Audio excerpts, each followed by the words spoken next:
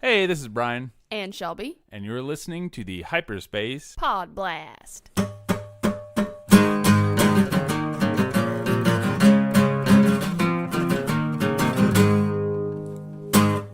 Aren't you a little short for a podcast? Huh? It's another year of Star Wars, everyone! So who are we talking to today, Brian? Today we have, for a special, change of the new year, ring in the new year with some change, we have Dr. Ophelian. So how you doing, ma'am? Hey, it's good to talk with you both. Excellent to have you. So yeah, like I said, we're ringing in the new year, and a lot of people like to do that. You know, New Year's resolution, I'm gonna change this, I'm gonna change that, I'm gonna change the other. But we've already kind of broken in beforehand with this whole change of Star Wars. So really what we're talking about today is the idea of how we cope with change in our everyday lives as well as within Star Wars and what that means. So we have Dr. Ophelian here to kind of guide us through that. So to kick it off, how do humans deal with change in their everyday life? Well, I think the answer can be, sometimes not very well. I think change can often be... That's what I was thinking. Right? Poorly. They can be attended by feelings of anxiety or depression. I often, when I'm working with folks in my therapeutic practice, and I actually do a lot of clinical training of other therapists as well, like to bring in the tools and the skills that we use to understand grief, to also understand the way that humans often cope with change. And this can be around changes that are incredibly positive, right? New babies, new jobs, new houses. All of that is those represent big life changes that have positive outcomes, but still can be really stressful. But it's especially pertinent, I think, when the change is accompanied with a feeling that we have lost a thing. And I think that we see this happen especially around emotional changes that might not be as grounded in the concrete. And because, of course, our feelings tend to be kind of big and harder to deal with than concrete things like thoughts or situations, they can get overwhelming feeling really fast. Yeah, that makes sense. And that's actually a good point with regard to the positive change. I honestly hadn't considered that. Like, even people that like the difference of The Last Jedi are having to deal with change. That's something I hadn't actually considered. Like, I was always thinking about people that have taken this change and like are burying themselves in hate with it, Right. so to speak. Cozy blanket of hate. Yeah, there you go. A cozy blanket of hate. It's but like a yeah, snug, I mean, it's a snuggie of hate is really the way. ooh, there. Yeah, that's I mean, The Last Jedi is the audience response and fandom response to this film, I think, does put a lot of very interesting sort of psychological factoids on display. The things that we're hearing a lot of, and I think we're hearing it from the most extreme of it from a very vocal minority of folks, right? So the most vitriolic stuff. Yeah, it's a very small, very culturally specific group of men. I'm going to gender it because it is, who have, things to say about this film in a very kind of overt and deep way. And I think then there's a larger experience that it's good to consider in context. So in the last year and a half, in the last 18 months in the United States, it has been an incredibly tumultuous time. Folks are experiencing a huge amount of change. And I would suggest that that change is felt by folks that are both stalwartly for the sort of cultural changes, the political changes that have happened in the United States, as much as they are for the folks that are a little bit horrified by changes. Another good thing to keep in mind is that when there's a lot of change happening outside of our control and we don't know how to enact our own agency in it, whatever is more local, more immediate, something we can have a reaction to, might start getting magnified. And we might start having even more of a reaction around this thing that we can get our hands around. We can't actually change the state of the world, but boy, can we talk about a movie.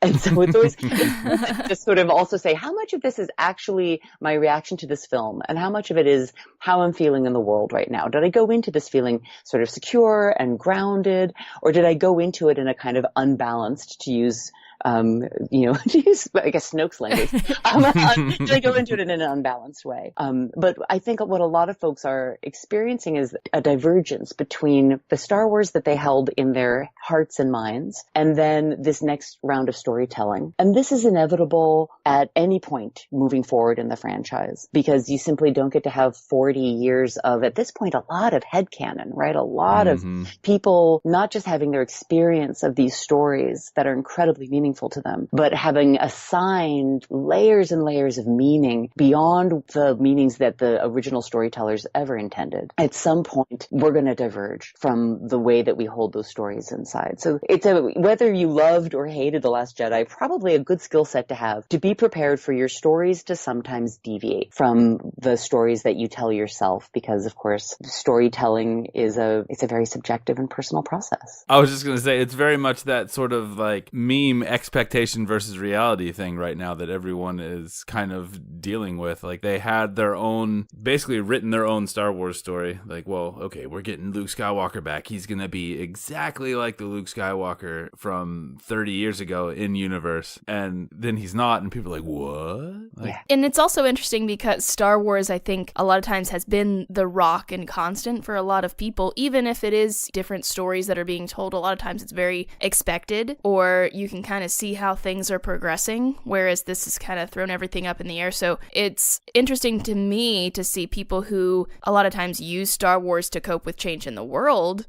That is now changing as well. Yeah, their security blanket is now that Snuggie of hate. Well, and let's try to get people to like shed the hate Snuggie, right? So yes, exactly. It's nice to start by saying that every person gets to have their own reaction to this story, and provided that is not causing you or the people around you distress, you get to have your feelings, and your feelings get to be right because they're subjectively just your feelings. You get to have an opinion of whether or not you like the film. I'll be transparent and say I loved the film, and so I'm definitely coming from this perspective of having found it really enrich the story for me, and also really appreciating folks that it just felt flat, it didn't resonate with them, they didn't appreciate the storytelling apparatus. Where we get into trouble is where the opinion or the feeling we have about the story starts making us feel really bad or starts making someone else feel really bad. And that's, I think, worthy of a kind of intervention or examination. And you both actually hit on, I think, a really great question that can help lead folks out of the hate Snuggie,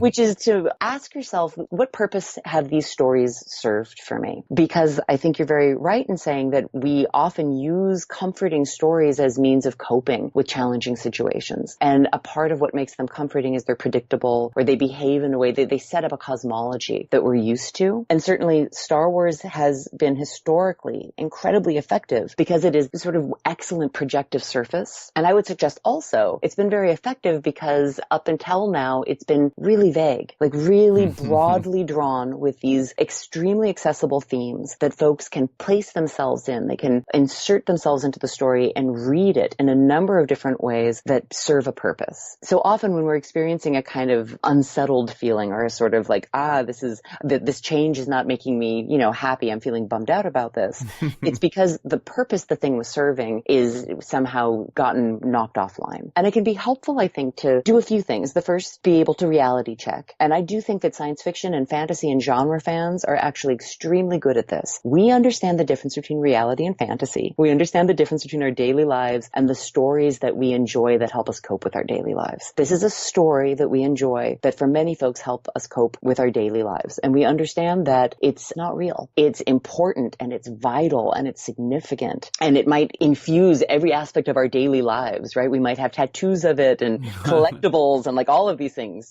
Totally speaking of myself. I was going to say, looking around. Yeah, I'm just looking. Maybe. Tattoos, my this, my that. But that we also understand that we can step back and put it in perspective and do a little reality checking. Is this the end of the world, this change? It's not. In a year where we're actually sometimes brushing up against that possibility, it becomes extra easy to just sort of be like, is this a nuclear threat? It is not. We're good. We're going to be able to get through this, and we'll get through it together. But then to also ask ourselves, what purpose was the story serving that this new chapter is somehow making feel threatened? I was going to say, it's also interesting. You were talking about how we think about what this story means to us, but I think it's also important to think about what this story means to others. Right, yeah. A lot of people have that sort of ownership of Star Wars. As long as it's doing the regular things, they can keep seeing it from their point of view, and other people can see it from that alternate point of view. But as long as it's going the same way, those things won't get in each other's way. Right. But now that it's working for some people and suddenly not working for other people, it's like, whoa. Yeah. Plus, I think it also has to come back to the same people are very used to seeing people who look like them on screen. And now we're seeing something different, which is a positive change. And that's hard for those who are used to seeing themselves on the big screen. I think it's a point that I'm not seeing made nearly enough. And it's a really critical one. That's why I say it's a very culturally specific group that are doing the most vitriolic things. And certainly, in my casual observing of trolling behavior online, it's also a really consistent group of folks. And it also might give us some information about not just how we feel and deal with things Star Wars related, but maybe how we handle these things in the world in a larger way. How do you handle and hold duality? How do you handle and hold the both andness of a thing versus the either orness of a thing? Do you tend to frame the world as a zero-sum game, that you can either have everything or you can't have anything at all? And these ways of being in the world do have a lot to say about our overall level of stress and anxiety and depression and the quality of our interpersonal relationships. The Force is on to a thing or two. Star Wars cosmology is on to a thing or two when we talk about the way that, only a Sith deals in absolutes. And those absolutes often drive a person to a kind of anger-filled or high conflict place because everything then becomes a competition. And one of the things I see a lot of in Star Wars fandom is a sense of competition. So there's competition around who knows the most trivia, and trivial knowledge becomes a sort of weaponized way of deciding who's a real fan. Competition is a part of gatekeeping. I also think competition is a part of mystery box theorizing storytelling, where it's a competition who can guess what's going to happen, who's going to be right. Oh my goodness. Oh my gosh. That speculation to be right drives me crazy. And storytellers whose job it is, I have an interesting job. I am a professional storyteller as a filmmaker, and I'm a professional story listener as a psychotherapist. And storytelling and story listening are really specific activities. And the storytellers were not telling us we should be principally focused on Snoke's identity. At no point did J.J. Abrams, who is a bit of a mystery box storyteller, tell fans, here are the two most pressing and important questions raised by this entire film. Spend the next 2 years combing over every single little detail and drawing, on your YouTube videos and come up with some thoughts. This was fan-originated behavior, which I think deeply impacted some people's ability to enjoy the film because they went in only with their ears open to the story that they wanted to have proved or disproved. Am I right? Did I get it? Did I win? Do I get to run on Twitter afterward and be like, ha ha ha ha ha ha, told you so, I was right. And it is, there's an underlying competition in that, and there's a zero-sum game and there's some dominance relational dynamics happening there. Or do you go in, and this is also, for me, what's really principal about that is the number of folks who came out confused. Often we are confused when we're not hearing what we're being told. When we're so busy listening for something else, we kind of miss the stuff we are being told. And I think that happened for a lot of folks.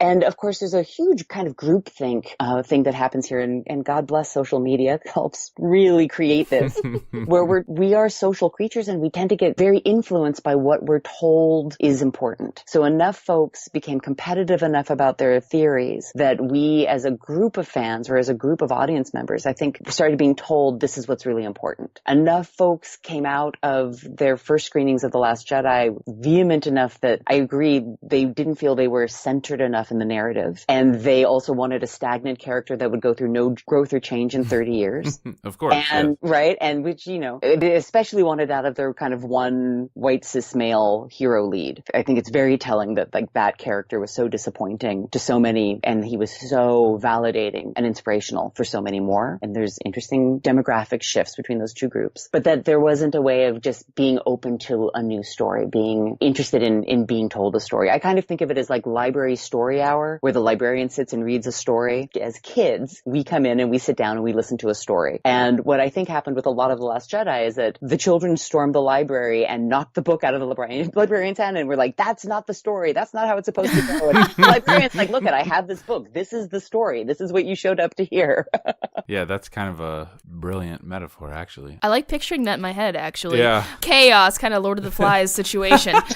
What do you think it says about people's reaction to just change in general, to be presented an answer and still speculate otherwise, especially when we think about Rey's parentage or Snoke's death? You know, we get the close-up of him with dead. his tongue out. I'm tongue pretty out. sure they did that scene, like, especially for people to be like, look, he's dead, guys. He's dead. Really dead. Yeah. And he's in 3 different pieces, and I was taking it as a nice nod to the arm loss, that just the arm was on the throne. So Yes. still, like, pieces of the body are on the ground. perfectly. I appreciated that. Ryan Johnson is like, he is dead. Just to, yeah. First, I think that if we harken back to the original trilogy, in which we knew nothing about the Emperor for the whole of the original trilogy, it was an utterly undeveloped character. He existed as a foil to help create the conflict and resolution between Luke and Vader, and we loved him for it, right? These were sparsely drawn films with epic plot holes and cheesy dialogue, and we loved them. And that is what they are for. And in many ways, we're getting much more attention to detail because there's more money and there's more ability to do stuff now. Those original films, from a cinematic standpoint, had all the same things we're complaining about in these films.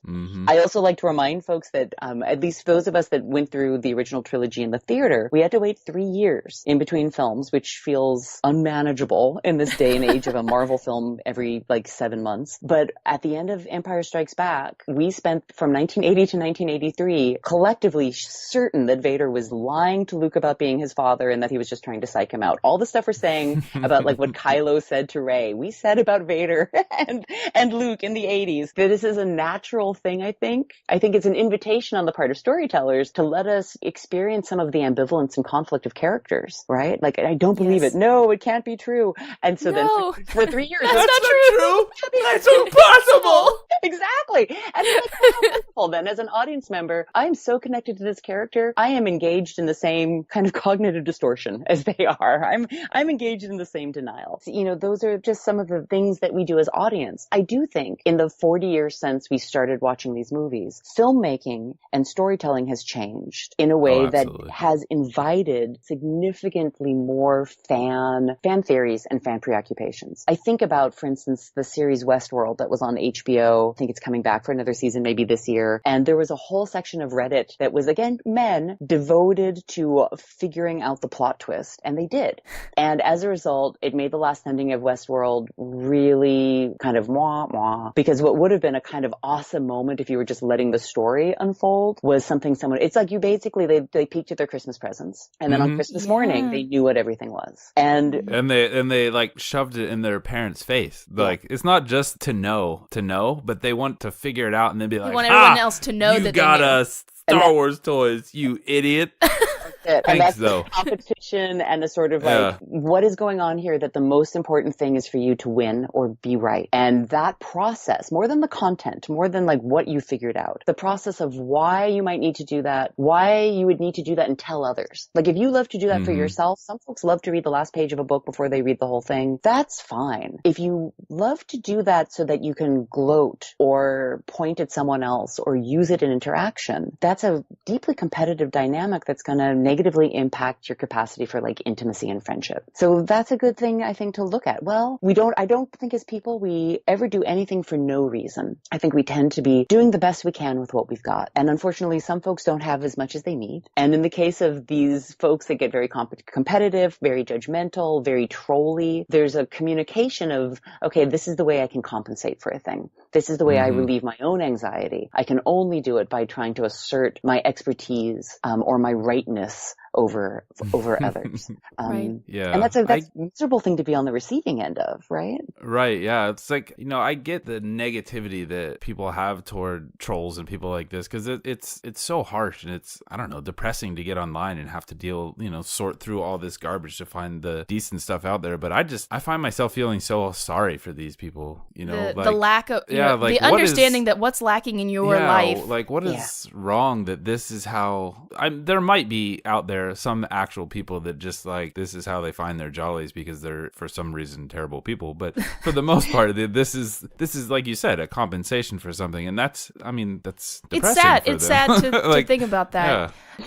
I don't know. I find a lot of this to be, we're coming to a point in Star Wars where you can't use previous Star Wars to predict what's going to happen. And I think that's really unsettling for a lot of people, that you can't use all that fan knowledge that you have to win the game, to win the theory, to win, whatever it is. But to now be in a place where Star Wars is no longer the reference book for what's going to happen is scary, because if you think about the prequels, we knew kind of what was happening. Right, yeah. Or, it was we knew that the new end. Star Wars. You didn't know how all the blocks were going to connect, but you knew at the end of the trilogy that the path was going to be to the original trilogy. So, there was some amount of, I don't know, stability there, where here, like, we literally have no idea what's going to happen. And like you said, they're not using that previous, like, they're not going to re-loop the original trilogy. Like, some people I kind of think thought after, especially The Force Awakens, which, that was done on purpose to be, to give you that nostalgia, to kind of bring you back into the world. And I think, unfortunately, some people are like, okay, I get it. So I'm going to go watch Empire Strikes Back now. Cool. And then they came out of The Last Jedi going, what? Yeah, that's the truth too. Yeah.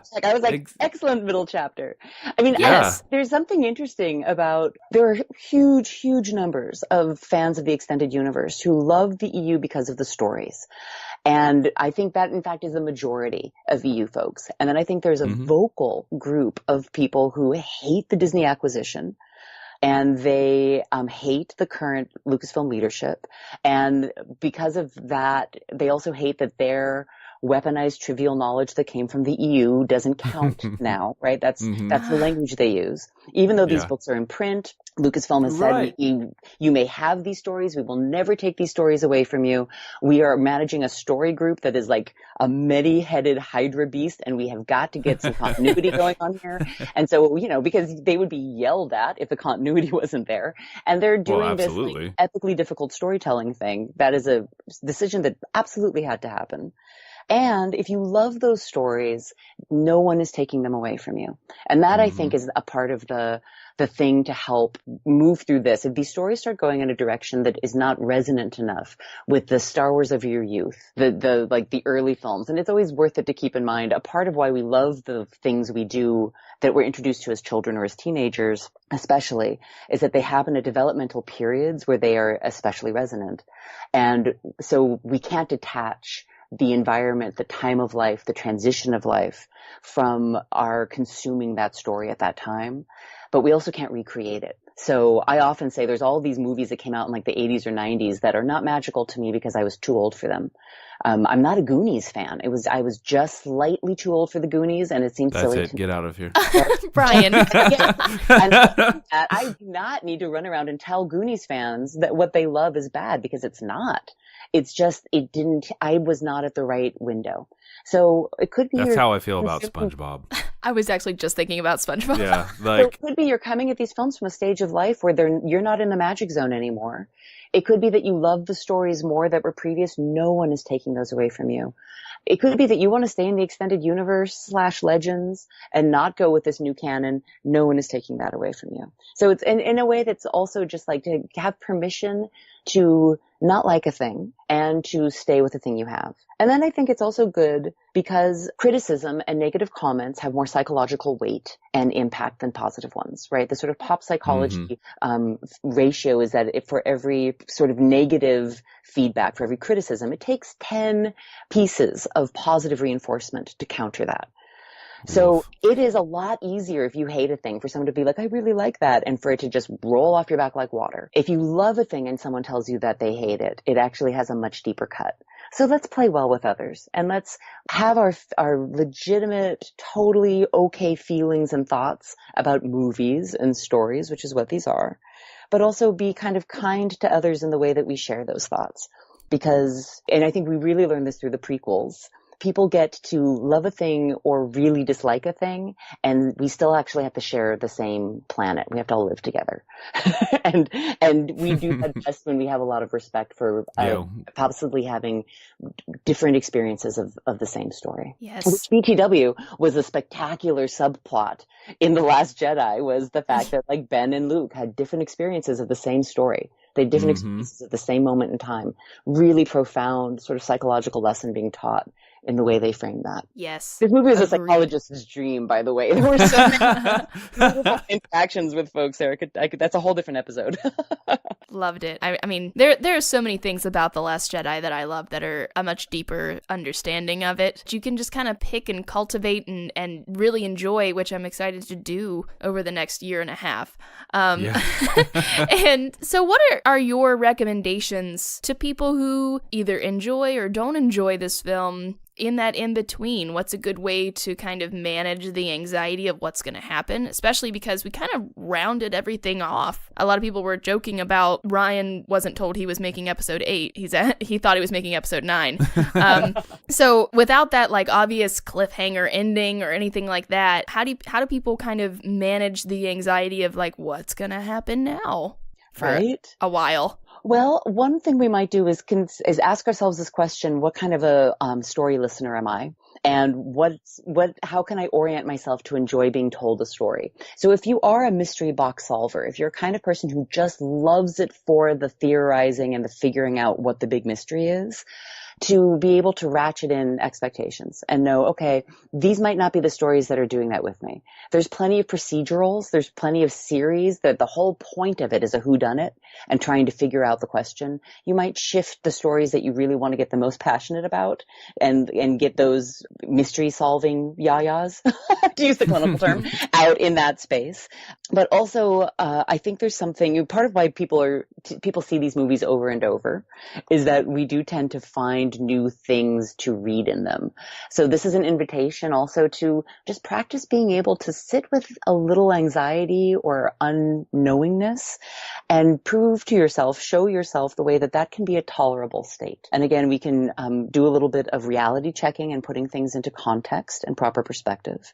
We can also find the things that work really well for us, that are really comforting in these stories, and give ourselves more of that, right? Most people in deep Star Wars fandom aren't consuming a single story. They're kind of consuming a universe. So this is this next year and a half might be a really nice time to revisit the stories that you love the most. But overall, I think this has been a great lesson in the psychological value and the social value of holding something lightly and of being flexible and amenable to a thing perhaps not turning out the way you thought it was going to, which is, if we think of it, a skill set that will be called on in many aspects of life to utilize. So this is a pretty safe space to kind of drum that skill set up and work on it. Figuring out the positive places to be online, I think, is also really useful. I see a lot of folks taking Twitter breaks. And I think that's a really important part of, we overuse self-care, but not flooding ourselves with folks whose opinions might grate on our own or might exacerbate our own sort of sense of unsuredness, lack of confidence, or anxiety. It's lovely to step away from that and to maybe have some support buddies, folks you have maybe even IRL conversations with who can people still do that. It's super analog. I come from a time we banged the rocks together and we made like paper airplanes and all this stuff.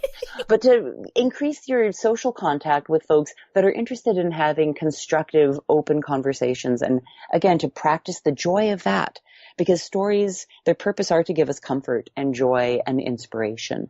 And I think there's still plenty of places, even for folks who didn't particularly like this film, to find that. And I think there are plenty of places for folks who love this film to find that without feeling like folks are trying to yuck their yum. True. Good point. And I think that's a good place to wrap it up. So let's have you tell the good people out there where they can find what you're up to, which is a very, very cool project that we're really looking forward to. Oh, thank you. So I'm currently working on a documentary film called Looking For Leia, which looks at the phenomenon of Star Wars fangirls, talking with girls and women all over the United States about what draws them to their fandom and how they express it. You can follow us on Twitter at Looking For Leia.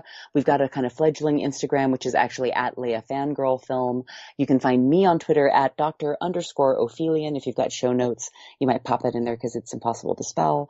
Right And on. of course, the website is lookingforleia.com. You can check out our trailer and our 11-minute preview reel there. Perfect. Awesome. Thank you so much for chatting with us today. We really enjoyed the conversation. Thank you both so much. As usual, you can find us on Twitter at hyperspace_pod. You can email us your thoughts, hyperspacepodblast@gmail.com. And check out our website that is chock full right now of The Last Jedi stuff. Hyperspacepodblast.com. All right. Talk to you later, guys. Yeah, so Bye. bye.